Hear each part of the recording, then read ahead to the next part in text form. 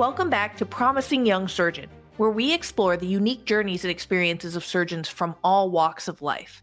Today, I'm honored to have Dr. Amy Vertrees, general surgeon and veteran, who has not only thrived in the operating room, but has also become an influential voice in the medical community through her podcast, brand, and book.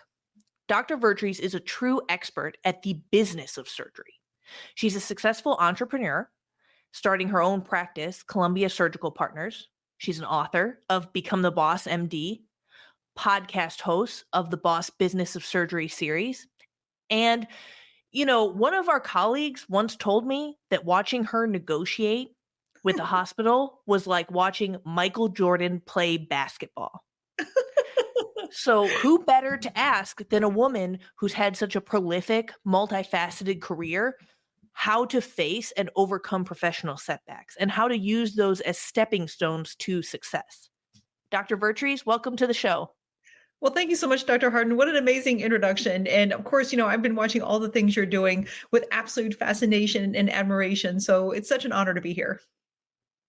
Thank you. Well, I really appreciate that. And, I just view you as a very wise and incredible role model. So what I want to open with is catch everybody up on an old conversation that you and I had. We've known each other for 3 years now. We operate at the same hospital.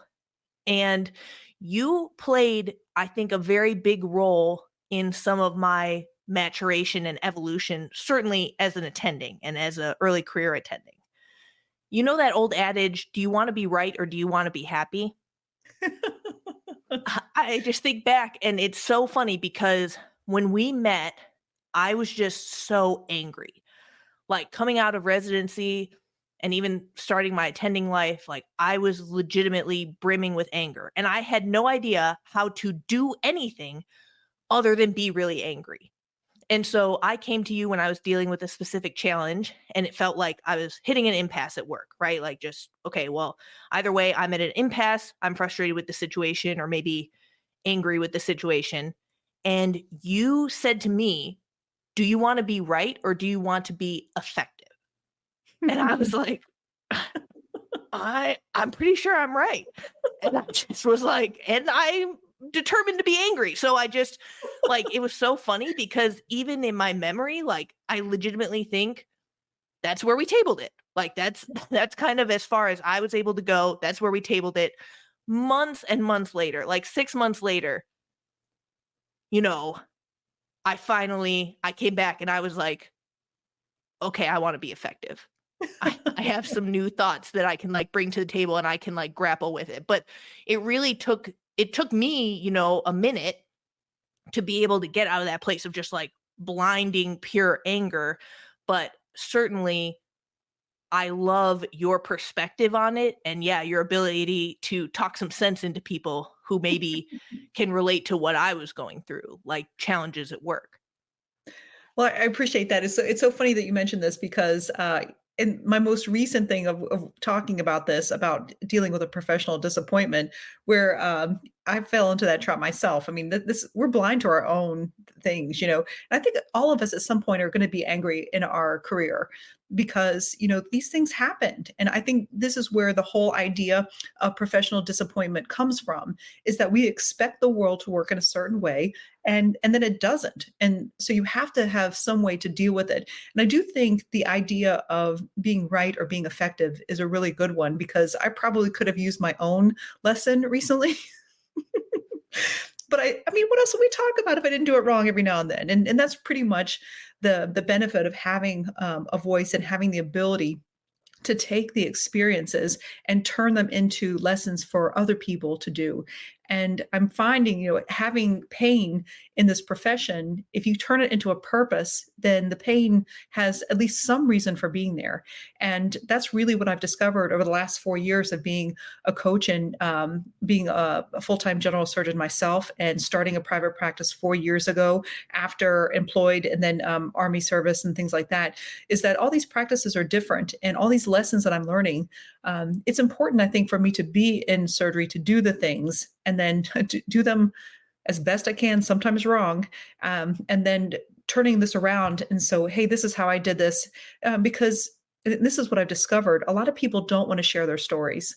They don't want to share their stories because they think there's something wrong with them, and if they did something wrong, that it says something about them, and also about sharing the details. I mean, certainly by the time you go through something, you don't want to share the details anymore, and until you realize nobody cares about your specific details; they care about the lessons.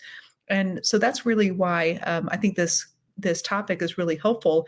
Is what is your particular professional disappointment, and putting all the things that we're going to talk about into the framework of the very specific event that the listener may have versus my specifics, because my specifics don't matter to you. Totally. No, and like as a writer and storyteller, I really love what you're talking about too. Like that's very true. Our stories, our experiences are super, super important and personal to us. But what makes them powerful are kind of like the universal aspects of the journey that, ring true to everyone. That's definitely the element of like a really great story or lesson. And so I'm excited to dive into that framework, but I do want to, again, just as you're talking, I was thinking, you know what? I gave some more of your advice to one of, I will just say a professional who I know and really like, and we were talking about work. And she said to me, this is very recent convo. She said to me, I am willing to come to the table and try and compromise, negotiate with them, but only if I know that they'll be cordial. Good luck. And I was like, buckle up. Like, because honestly, I feel like I've said that to you before. Mhm. And you had this like very unique, I've never seen somebody like respond like this. Like it was very refreshing how you were like, who even cares? And I think that what I would just say to everyone, and definitely my younger self and also my current self, because like I still kind of feel that way, but I don't let it limit me. Because if somebody, like let's say a female professional, is like approaching meetings that way, it just limits them because we can't control other people. So, I mean, like if I only attend meetings where I have some kind of guarantee that every person will be cordial at it, like I'm going to only go to meetings of one. And even then, I'm not always cordial with me. Like I mean, how can you live that way or get what you want that way? I can give you a great visual that's really helpful to me. Is if you imagine yourself in a glass container, so you are separated out from everybody else. And this on the other side of the glass are the most fascinating zoo animals you can imagine. And this puts you in such an amused frame of mind.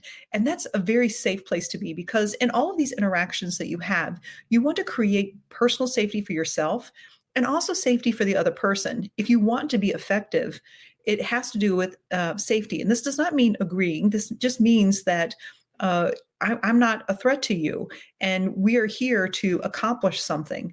And sometimes it's creating your own mental space of the glass wall, because the glass wall, imagine like again like the zoo animal, is that just if you look at someone in utter fascination, what happens is that your attention is not inward, your attention is outward, and you're paying attention to this person. So if this person, if you imagine them being like a zoo animal and you're the trainer per se, then your attention is all out on them and what they're going to do, and your attention is out for the purpose of saying, I'm going to direct them where I want them to go. I'm not exactly sure what they're going to do. I'm not exactly sure what they're going to say, but I also know that I need to pay attention and make sure to direct them in those ways. And I must make sure that they feel safe too, because the person across from us feels like a dangerous animal. So you treat it in that way, in a position of being in control and leading the conversation. And you can't do that if your attention is inward. If your attention is inward, going, I wonder what they're thinking about me. I wonder, how are they going to treat me? Or I wonder what's going to happen. Then what's happening is that your attention is not outward. And so you're going to be distracted. And that's going to keep you from being effective. Wow, I really love that visual. Thank you for sharing that. That's a great tip. And I have to start, I'm going to try that one out for sure.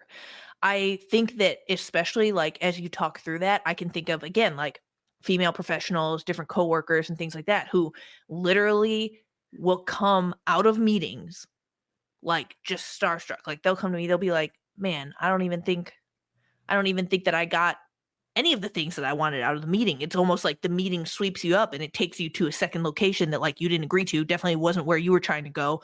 Yeah. And that's kind of that phenomenon that you're describing, where maybe if you are able to take a step back and look at the whole playing field.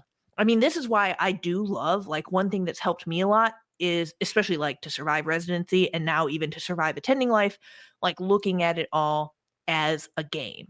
Not in that it's not serious, but I'm talking like Game of Thrones level game. Like it's a game of life and death. Like you should play it correctly, but that really has helped me separate myself an appropriate layer from the matter at hand.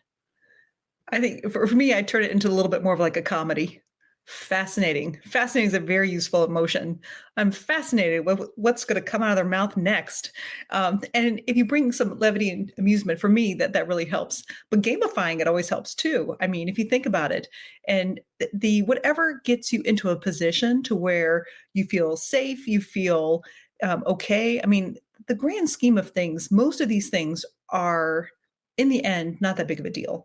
It's interesting because my niece actually shared this with me this past weekend, and she had some wise words. She says, "I always ask myself, in 5 years, is this going to matter?"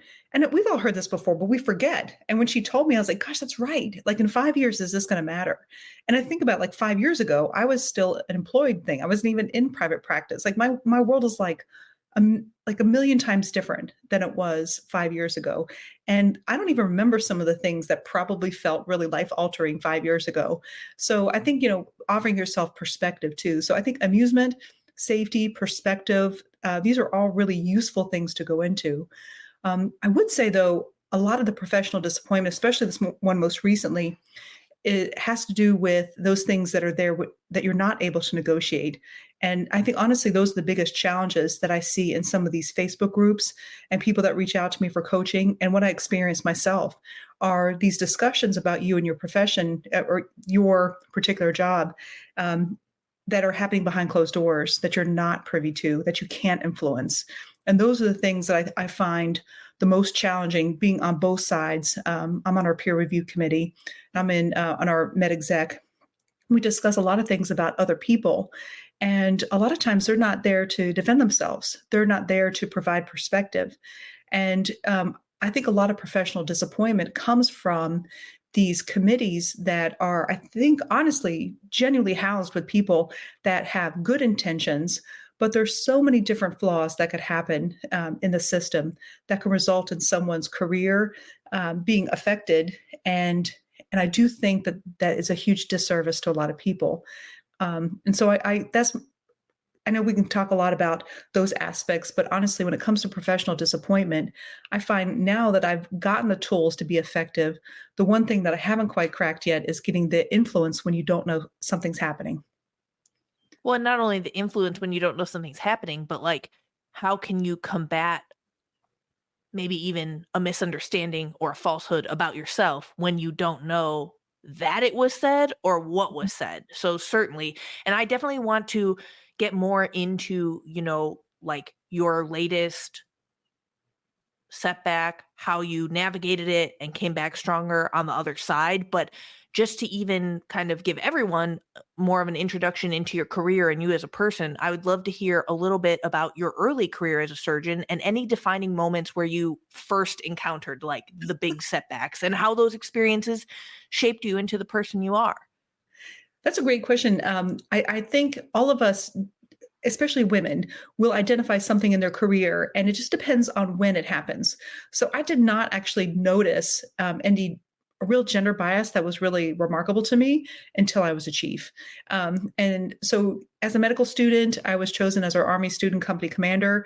I got the top award in our medical school for leadership and academics. And and I was really, I think, being female potentially helped. And I heard Admiral Mariano, Connie Mariano, talk about this. She said, if you're going to stand out, be outstanding. So I thought if I was just outstanding, then I wouldn't have any problems. And that was true in medical school and it was true in residency. I was chosen as our Department of Surgery Resident of the Year. And so I thought, okay, things are going pretty good. I had a formula. I worked really hard and got recognized. And then my chief year comes around and I was the only female. And then I started seeing some of the differences. So I think it really just depends on in your career when you start seeing some of the differences and being treated differently. And that was the first time that I was like, I don't know how to navigate some of these biases because I can't not be a girl.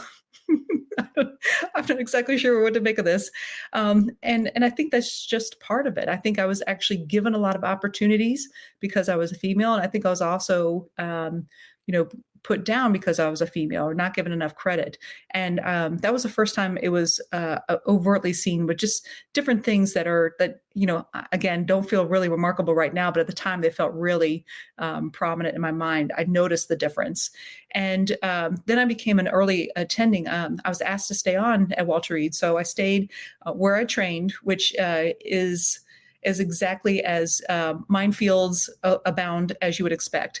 So, like, I was one day a resident, the next day was the attending of residents. So it was a bit of a challenge. I definitely learned the ability to fake it till you make it, and I really pushed myself, but has also felt a little held back too. So there was a lot of early challenges as an attending.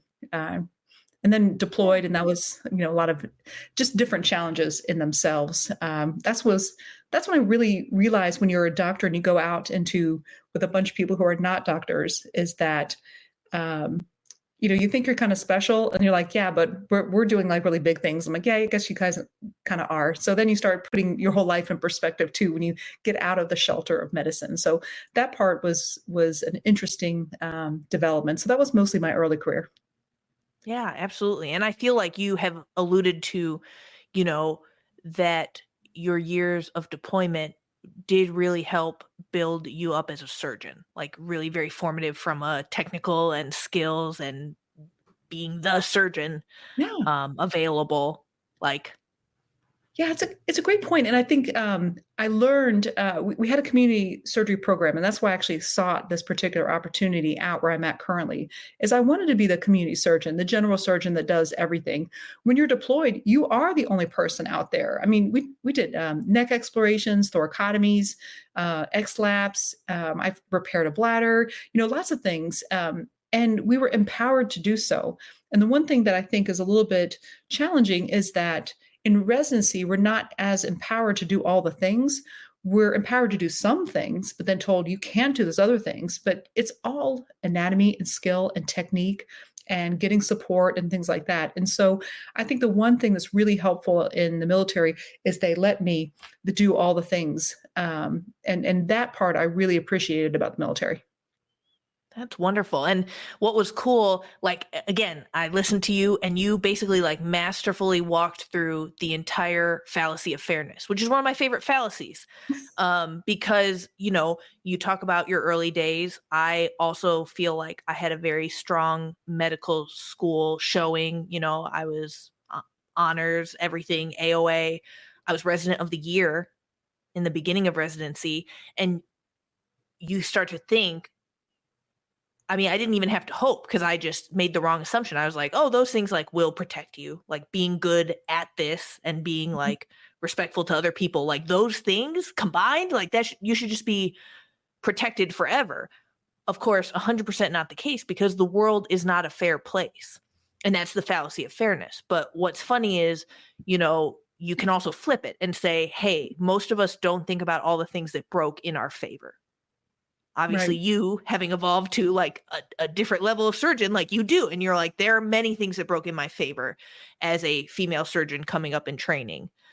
So it's just cool to see. And I definitely want to be like you when I grow up because it is not natural. It's very effortful. I have to be like, that is probably a bad thought. That's probably a fallacy. And then I have to like very slowly work through it until I arrive at, okay, why was that an unproductive thought?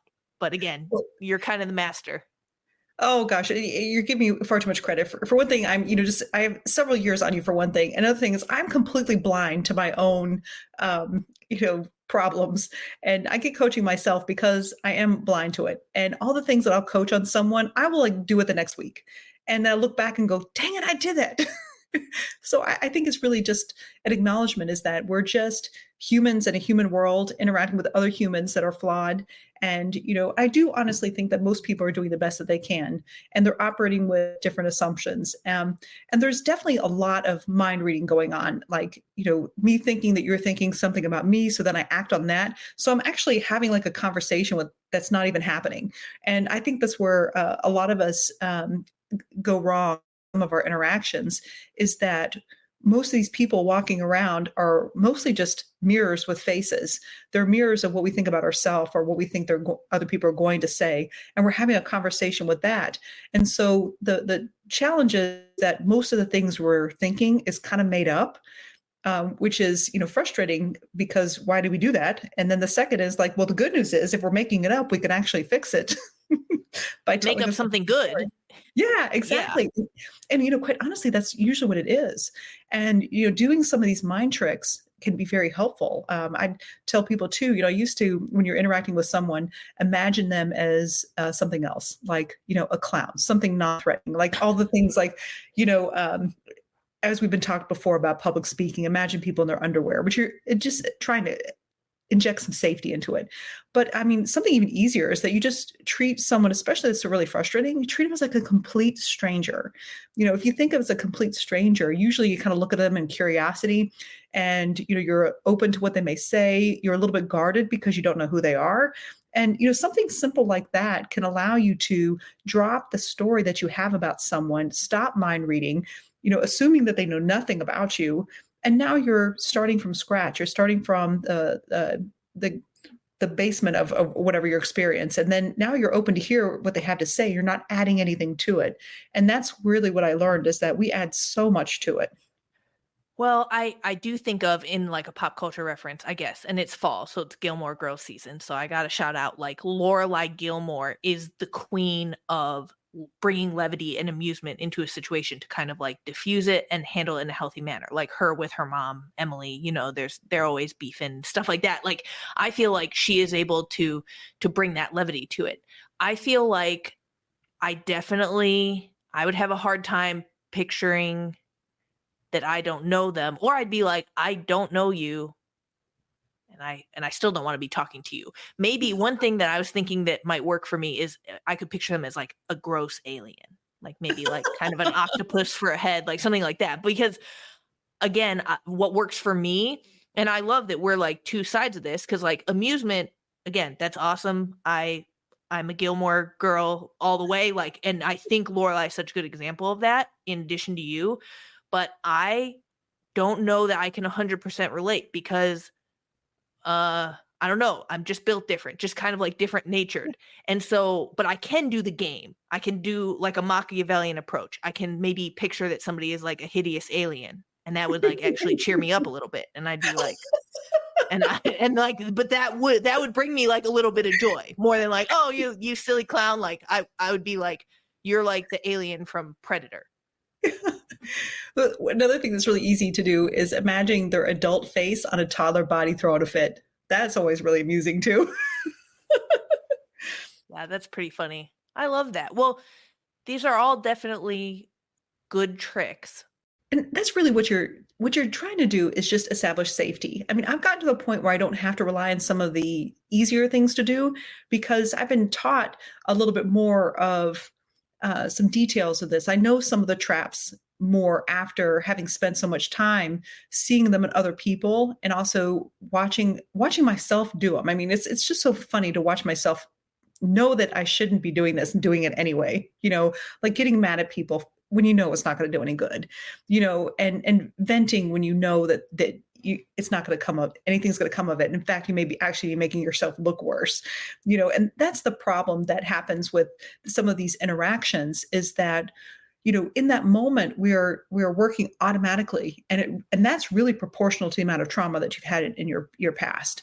So as each situation becomes more unsafe, then it's harder to get all those messages to filter past the trauma response of it too. so it's hard to get to that smart part, and it becomes like a cycle. So you act in some ways and you kind of like get a little frustrated with yourself, and then you get frustrated getting frustrated with yourself, and then before you know it, you're even less effective. And so these ability to calm yourself down will create in you um, a stability that actually really helps the other person. And that's the one thing that I learned, is that our feelings are our responsibility. How we feel is our responsibility. And on the flip side, how someone else feels is their responsibility. So if someone is angry, that's again the glass wall and saying, look at them all fascinated, not figuring their stuff out. Yeah, and I know that you and I both love The Courage to Be Disliked because that's like the separation Yeah. of tasks, which, Yeah. we've talked about.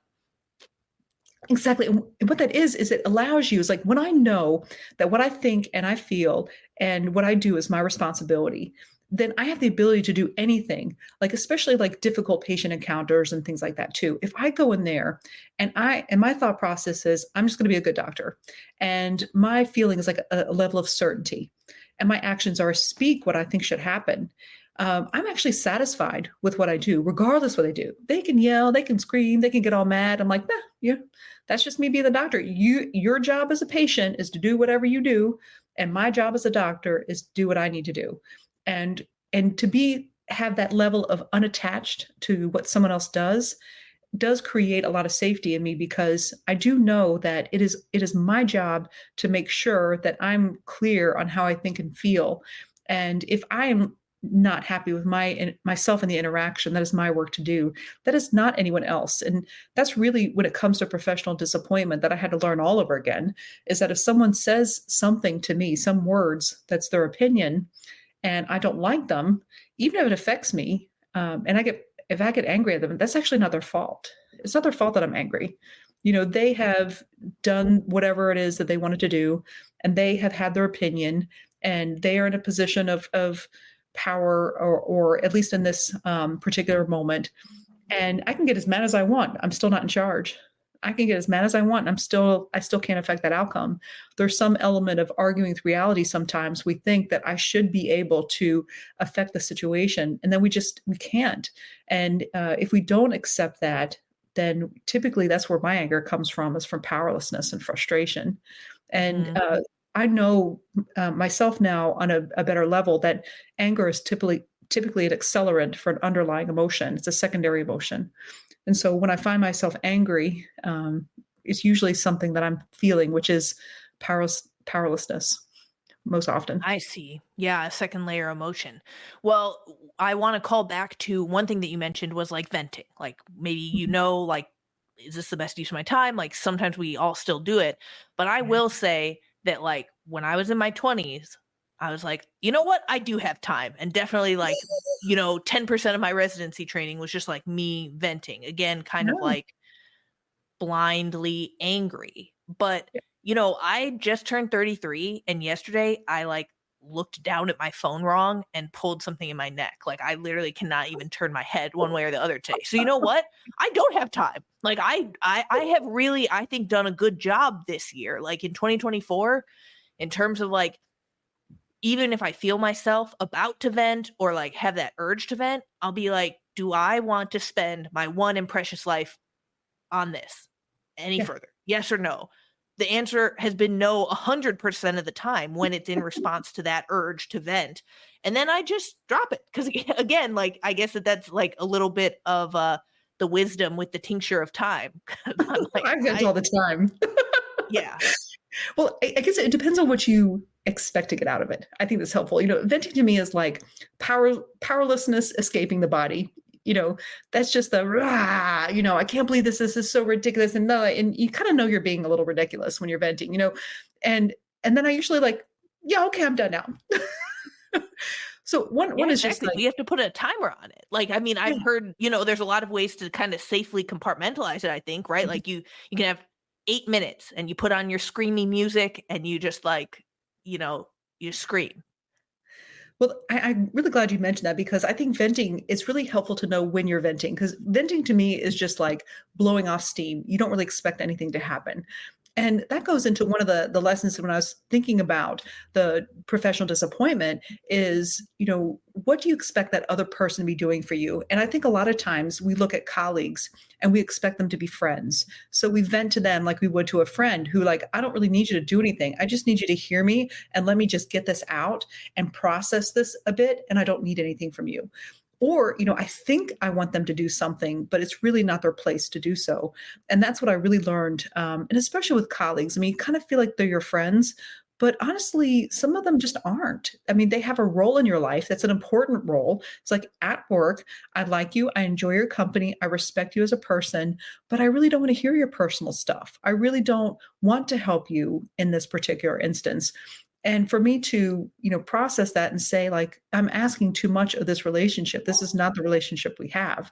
And it made me be a little bit more intentional about what I wanted from people. And especially if you have kind of like a big thing going on and you want to tell them the whole story so they could be on your side. I can tell you from experience of having done it recently, I'm like, okay, well, if I just tell them everything, they'll understand and they'll support me because, I like them and they understand me. And it's just too much to ask of some relationships.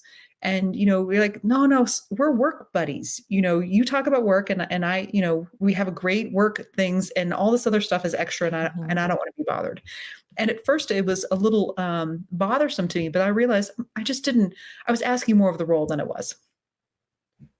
Wow, that is an interesting kind of spin zone on it. I mean, I do want to kind of get into whatever you would like to share of like your recent professional disappointment, the framework for maybe even like if you can share with us some of the trial and error, because it is helpful to hear like stuff that Yeah. doesn't work. And I agree. I feel like I've been able to, as an attending compared to certainly as a resident, like as a resident, I was like, I'm just a baby. Like you got like, you guys probably want to know that things are not right or unfair or like morale is low. And it's like, yeah, not really. Like being a resident is a job, and it probably falls into asking more of people than they're able to do. I mean, even like for instance, PDs and APDs, like they are not, it's almost like the realization that your parents are people and not just your parents. Like it's kind of the same because like the PD and the APD, they not only are full-time surgeons as well, but they have their own families. Like they have all these other competing interests. So at the end of the day, like intra residency issues, you can't ask more. I like that you're saying, you just can't ask more of a relationship than what Yeah. it is reasonable to give or what it can give. Just like at the end of the day, whether reasonable or not, I guess it's like, can they give this or not? Yeah. And, another thing that I learned in interacting with other people is really fascinating is that when you do vent, like, and you say like, "Blah," and they say all these things and like, I just need to get it out and I need someone to kind of validate my experience. And it's funny because I realize they kind of smile and nod and they're like, yeah, and they'll give you all the affirmative things, make you feel good. And then they'll immediately talk about what's going on in their mind. And they probably didn't really honestly register much about what I was saying about my specific um, issue, which was interesting because it helped me realize that people honestly don't really care what's going on, and that's not a bad thing. I mean, everyone really is like has their own stuff going on, and I started realizing that sometimes the role of venting is not really expecting anything. It's to be heard and validated, and then also now kind of opens the door for someone else to be heard and validated. And so it reminded me that we all just have really difficult jobs, and that a lot of times, people are not necessarily as caught up in the things that we are. And especially if you're dealing with something that's really, really having a hard time at work, like not getting a lot of credit for something, or you really feel kind of betrayed, like all these kind of emotions that come up in a professional disappointment. A lot of times you can think everybody thinks that. And so you have this like desire to want to defend yourself. And so sometimes the venting has a purpose of saying, I also want to validate them and also kind of like protect myself in case they hear something. But what happens is a lot of times you just kind of become the ventor, kind of complaining of your problems too. So it's an interesting dynamic as I watch myself do it and learn those two lessons, which is one, I was kind of trying to defend some of these things so I could be validated. Another thing was just other people are seeking validation themselves too. So it's just an interesting dynamic. Yeah, I love that you point that out because it is such a self-fulfilling prophecy. I myself have tried the pre-defense. It does not work. It did not work in my case. Like I've shared in a very early episode of the podcast, like one of my villain origin stories and kind of like formative experiences in residency was when a high up attending brought me into his office and he said, this happened. I thought that you were stubborn. I thought that you were insubordinate. And when I asked around in the department, everyone agreed. And they all think you're a troubled personality. I obviously like burst into tears. I cried so much that he was uncomfortable or nervous appearing. He just like shook my hand and let me go. And like, the thing that he perceived as insubordination wasn't insubordination. That was also like a fear response of like, just being struck quiet. But here's what I did. Well, I cried for like maybe another hour. And then in the weeks to follow, I was like, what the heck? I was like, that's the most hurtful thing anyone could say to me, right? It's like this really important attending just being like, you're a troubled personality. Everyone thinks so. Like I've talked to all the attendings. First of all, that's how I assume like high school girls talk and not you wouldn't necessarily attribute that to like older gentlemen, not Yeah. super gentlemanly. But here's what didn't work is I went to then like 10 attendings and I was like, hey, Dr. Smith said that I was a troubled personality and that all the other attendings agreed. Like, do you think that? And literally without fail, every single person I asked was like, I don't actually know what you're talking about. And And now I I didn't think think it's a problem. but like, yeah, now I kind of did think that because like what I did was just run my own smear campaign where I Yes. ran around the entire department and I used the words like me, Francis May, and troubled personality in a sentence like over and over again. Like Oh my God, worst ran possible, your own literally, smear campaign. That's amazing. legitimately. It's actually true. By the end of it, people were like, now I kind of do think that. Like, and it was Yeah. this horrible. So I definitely like, I want people to learn from that mistake. Like, I'm not going to do it again. I ran the biggest PR disaster of my life was like run by me. It's so funny. It's so true. It's so true. It's like, yeah, do you think this is a problem? It's like, I didn't before, and now I do. But I'm honestly glad that you brought up the whole victim villain mentality because I mean, of all things, like I had a coach a couple years ago really help me with this idea of victim and villain because I was working with someone who's like, everything was always everybody's fault. Like I can't do this because of everybody else. And then they were making me like the villain. And I just remember on a coaching call being so annoyed. It's like, I can't believe they're making me the villain. And they're like, well, who made you the villain? I was like, well, I mean, he did. It's like, but just because he cast you in that role didn't mean you had to stay there. That was a choice. And I was like, oh. And then hence the glass wall, fascinating zoo animal. Look at them complaining about everybody thinking it's someone else. And so these roles are cast and they can also be switched too. And this is one thing, just kind of like you mentioned too, when it comes to our interacting with other people and when we feel victimized and now we do these actions that we think are actually helping us, empowering us. But what happens is that we've now created a villain, and now the villain gets to become the victim, which is interesting because they can turn the tables and say, well, I mean, all I was doing was just giving her some feedback. And here she is telling everyone I'm saying all these things. And it's fascinating to see that all of a sudden the villain in your story has become the victim and now you're the villain. So just like you said, like running your own smear campaign.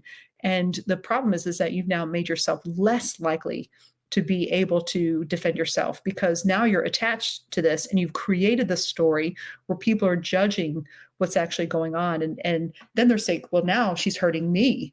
And that becomes, a little bit hard to deal with. Like, no, it's my problem. This is my problem to be solved. And it's their fault. And they're like, I'm just sitting here doing my job. Look at her going all crazy, So you really can find yourself in that role very easily.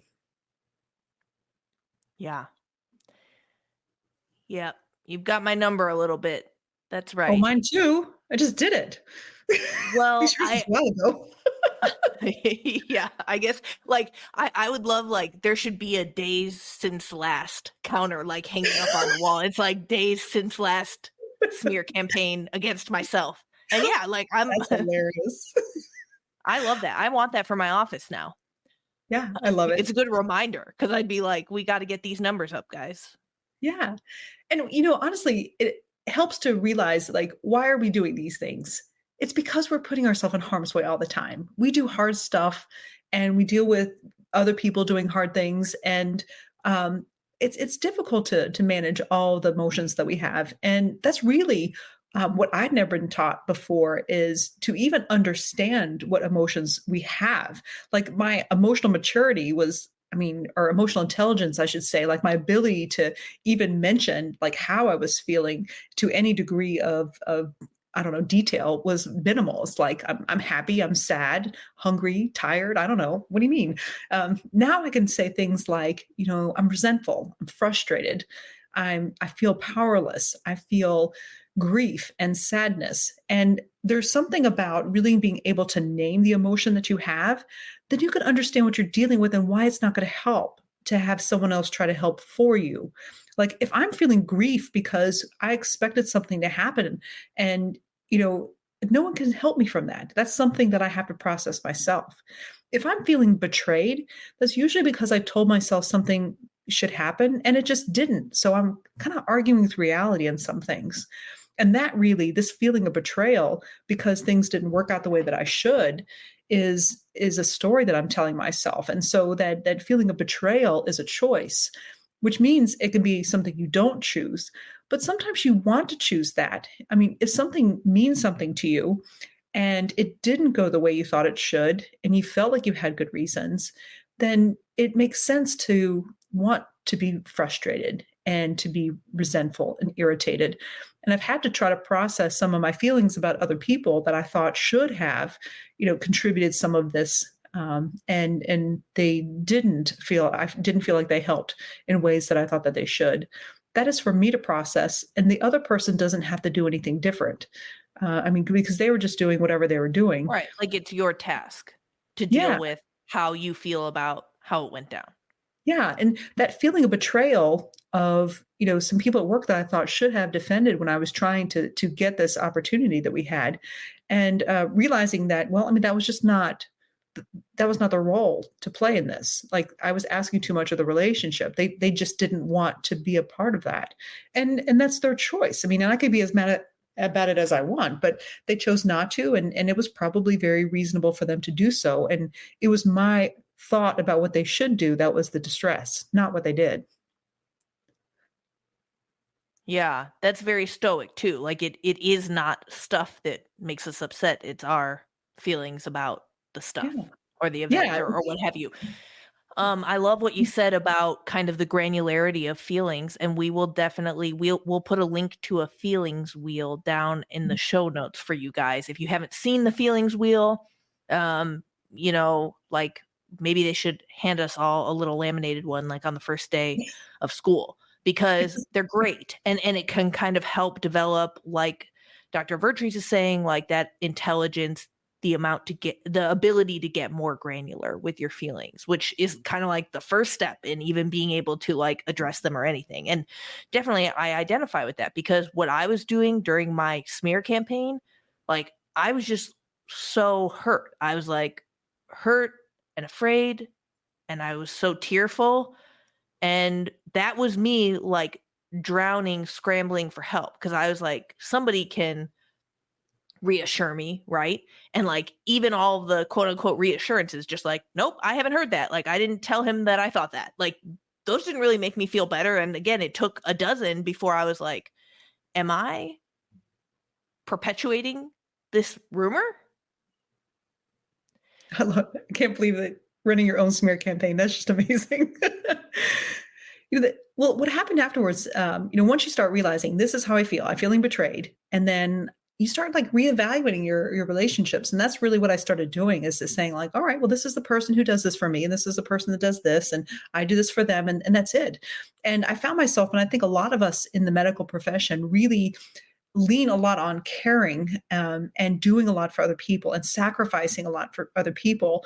And that sacrifice has some expectations that people are going to do the same. And sometimes that's too much. And so it was interesting because I had to look at my own actions and saying, am I overstepping? Am I, extending myself out beyond more than I should?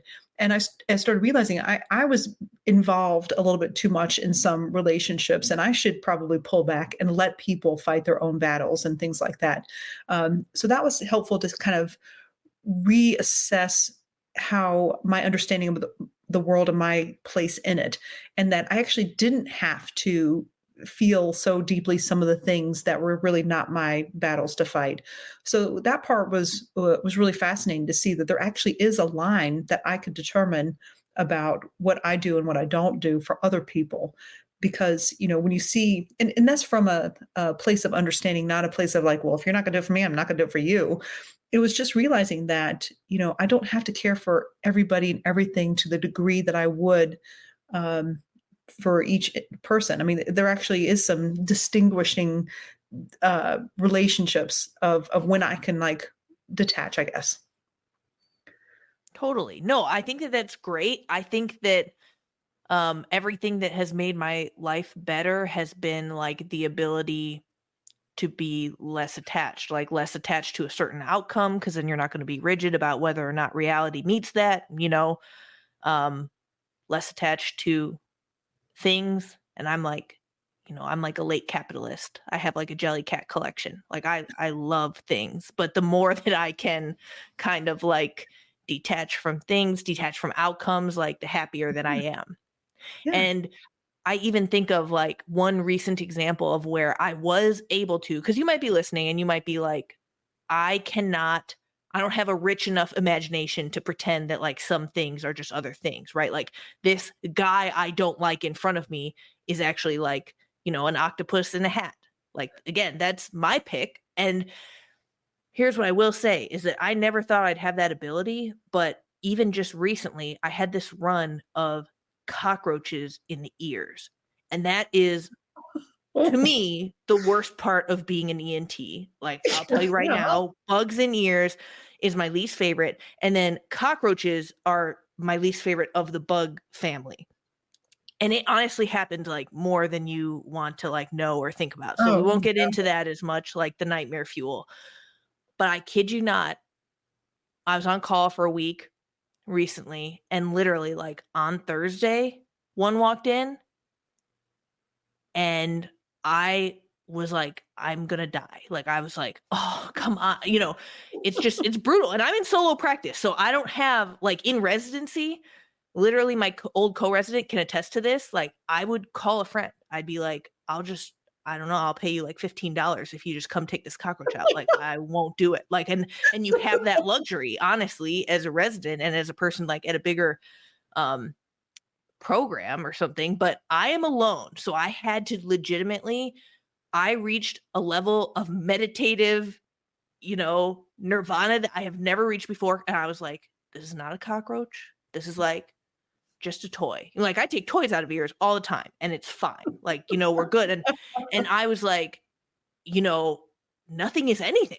I went full The Untethered Soul. If you guys have read that book, I became, well, I guess I became super tethered in that analogy. But like, yeah, I was like, nothing means anything. I went in there, I pulled it, and you pull it out piece by piece. It's always floating in some lidocaine, and it's always hacked to pieces by the emergency room or like urgent care. No offense, but it is literally like So cockroach soup. Like, that's what you're doing, and you just like fish out. You suction it out. You fish out one leg at a time, and then you get like the eyeballs and the torso and stuff. And it is just like, it I'm is so glad nightmare you're a fuel. general surgeon right now. Yeah. Oh my gosh. No, I know. Like, Well, yeah, it's yeah, but not my favorite. we all have that thing. But yeah, and I think the more that we talk, like with other specialties, we can really start to appreciate our own. Oh, totally. The one thing, What's oh, go ahead. Oh, I just wanted to say, like, usually my brag is that I didn't want to deal with poop ever, and that's how I became an ENT. I had a poop ear the other day. So like you're never safe. Like I guess that's kind of the lesson is like you're never safe from poop. Cuz I should be running across no poop in my professional or personal life. I And think then I we think had a poop ear. oh my gosh, I can't even. Well, it's interesting though with all this stuff that happening. I started realizing that there are some reasons that these big things happen to us. If you think about it, like what makes us change directions in our life? What makes us reevaluate our priorities and our relationships and get out of our comfort zone? And it's usually something so distressing. I mean, that's why they call it a comfort zone, right? Like you're in a comfort zone and something shakes you out of it. So the ability to like pull a cockroach out of an ear and find a way to do that is getting out of your comfort zone. But sometimes these like big events, especially these big professional disappointments, if you step back and say like this has to be working for me for some reason, and I've seen this time and time again, things that I get so angry about, and you look back in time and you're like, it always had to happen this way. It had to happen this way to get to me to where I'm at right now. And now I feel like I can get to that a little bit faster and saying like this had to have happened for some reason, like this professional disappointment where I was so my feelings were so hurt by so many different people and who I really thought should have seen me for who I am. And I started realizing I was like, I think that I was just invested too much in this particular place, in this particular job. And I gave myself permission to detach from it and allow myself, in my mind at least, and this is where we can use our imagination. I let myself leave. And I imagine what leaving would look like. And really, to all kinds of degrees and all the things. And I think that's one thing is when we're in our comfort zone, we don't allow ourselves to think about leaving. So we do become a little unhealthily attached to what's around and we miss opportunities. And that's what I realized that I was able to detach myself from this environment that I was so attached to. And I imagined leaving. And I actually even like took some steps and saying, what if I did this? And what if I did this? And I talked to people who I thought I would disappoint. And they're like, no, I mean, if you feel like you have to go. And I mean, even the least amount of people, the ones that I was most worried about, and I actually challenged myself to address the people I was most worried about. And then I started realizing I wasn't stuck. And then it was actually safe to stay. So that part, I think that we don't really allow ourselves when we're feeling comfortable to explore actually leaving. And I think if you realize you can leave at any time, it's freeing because now you're going to work by choice, not because you don't have any other options. And I remember my sister saying this when someone approached her and said, hey, are you interested in leaving your job? And she's like, well, no, but I'm always looking. And that really kind of struck me to say, like, we can always look. We can always look and imagine because through this, pretty substantial professional disappointment, we uncovered a pretty remarkably amazing opportunity that would not have been on my radar at all because it's a little bit outside my comfort zone. And, looking back, I think, in the next few years, I'll look back and say, it all had to happen this way. I had to get that angry. I had to get that uncomfortable, that annoyed to let go of things that I never needed to hold on to as hard as I was. So that was been kind of a fascinating journey because like each time we're in our job, like you may have not left your job, but your job's probably different. I've been at this place for 7 years and it's like 7 different jobs, not 7 years at the same job. So I think all these things happen for us to change the trajectory of our current situation. And sometimes you need like a huge jolt. And if you don't take it personally, which I still am, but whatever. If you don't take it as personally, then it really is working for you. There's something to be said for this isn't happening to me, this is happening for me. And I know that's been said a lot in the last several years that I've seen. And it's absolutely true. This thing that happened was absolutely for me, for sure.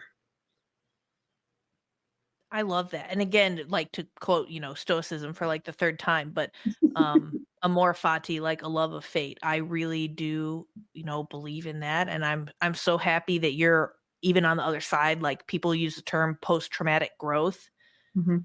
and things like that. And certainly very excited for you and your practice and kind of the new opportunities and growth that are coming to it. I again 1,000,000% relate because one thing that even like my husband and I talk about when I I get upset, when I get like resentful of my journey as an ENT, my residency experience, everything, he is very good about reminding me like it was a blessing for it to be as bad as it was. And here's Mhm. why. Because Yeah. if I went to a very middle of the road residency and I had like a pretty normal experience, pretty like medium lukewarm experience, I would come out, I'd take a lukewarm job, I would just have the golden handcuffs that we get 1,000,000%. I'd be like, well, it's good money. It's not like that bad. Is it like my life's greatest dream and passion? No, but it's fine and it's like good, honest work. Well, that was not my path. It was like my, my experience. And of course, we talk a lot about this. Like, just it was bad enough to force me to want to make a move, to want to make things better for the next generation. Like, rethinking residency is like 100% a labor of love. Like, we've turned down different partnerships, sponsorships, because we're like, we don't want that site to have ads. Like the last thing I want is for like a resident who's really struggling to like finally find a website that actually has some like pertinent info to them, and then like they get hit with a pop-up ad for, Yeah. jelly cats or whatever. Honestly, that might help. I would partner with jelly cats, but like just because that would help. I'm just more saying like, I need to you know know, more information about these jellycats. oh my gosh, yeah, no, I gotta show you. But I mean, so that would be soothing, like that would help. But we just like this show, Promising Young Surgeon, like none of this would exist. So I'm grateful for things being as extreme as they were Yeah. because it forced me to like make some changes. Like you're saying, like you reevaluate. You get to actually pick the direction of your life as opposed to just settle for it. Mhm. You know what's really funny? I was laughing as you said golden handcuffs because I was talking to someone the other day. I was like, sometimes they're not even golden. Sometimes they're just like the little plastic things on there that we're trapped by. It's just amazing what we find ourselves trapped by. And sometimes it really does have to be something so remarkable that, I mean, and that makes for good stories, right? I wrote an article about, oh gosh, the embrace the plot twist in your life. And I really, as an avid reader, I'm like, do you really want to read the book about like, and then she really highly achieved and everything went great and wonderful and she got all the accolades that she, deserved. And everyone was so kind to her and so respectful, like boring. Our lives are much more interesting than that, and as they should be. No, I want to read Game of Thrones. That's why I like life mirrors fiction. Exactly. Well, I love it. I love it so Why not be much. the mother of dragons? Why not? And in Why fact, not? I was fire breathing a lot. There were some references to Mother of Dragons for a while there. I 100% get it. Well, as we wrap up, do you have any final quotes or pearls of wisdom that you would like to share? I know you're a quote person like me. Yeah, well, I can't think of a quote right now except just the fact of really honestly just embracing the journey for what it is and to not take yourself so seriously, but also to really honor the feelings that come up for you. I mean, that's the one thing that I've learned is that I don't have to actually do anything with it. I got coaching recently that said, why are you resisting resistance? Because I wasn't doing something. So I was feeling resistance to do it. And, a lot of times we're afraid of being afraid and we're resisting and we're resentful of being resentful. I mean, we add so many layers that are unnecessary. So I guess the main thing that I would add is that just try to identify the layers and strip them down to the basics and the facts behind it, and then re-choose what you want in your life. And that's really how you create inner peace within yourself, is not being peaceful in a world. It's just the ability to identify that you are safe within yourself, and that takes effort, and that takes journey, and it takes mistakes because we do things all the time. But that's also what makes us interesting. I love that. That reminds me of the quote, like, worrying means that you suffer twice. Ah, Kind of like being afraid of the fear. Yeah, agreed. Like, and I have put myself through double layers of fear for like no reason an infinite number of times. But being able to recognize it is definitely the first step towards combating it. oh, then I do have something for you. This is really helpful. Simple math. It's fear plus action equals courage. And you're not getting out of fear. You can't be courageous without fear. So adding action to an underlying emotion is usually what transforms it into something much more powerful. Wow. I love that. Well, thank you so much, Dr. Vertrees, for Thanks, joining me here today. I'm continually reminded that setbacks are part of the journey and they are not the end. Dr. It's part of it. It's what you signed up for. Well, thanks, Dr. Hart. It's such an honor to be here. So, everyone, keep pushing forward and turn your challenges into opportunities. Dr. Vertrees, where can our listeners find and connect with you online? So bosssurgery.com is my website where you can find the podcast, the Boss Business of Surgery series. It's lessons not taught in residency. And this is all driven by things that I hear all the time. So you should find things that are relevant. If not, reach out to me. I'd love to have guests on, like Dr. Harden, of course, I've already had.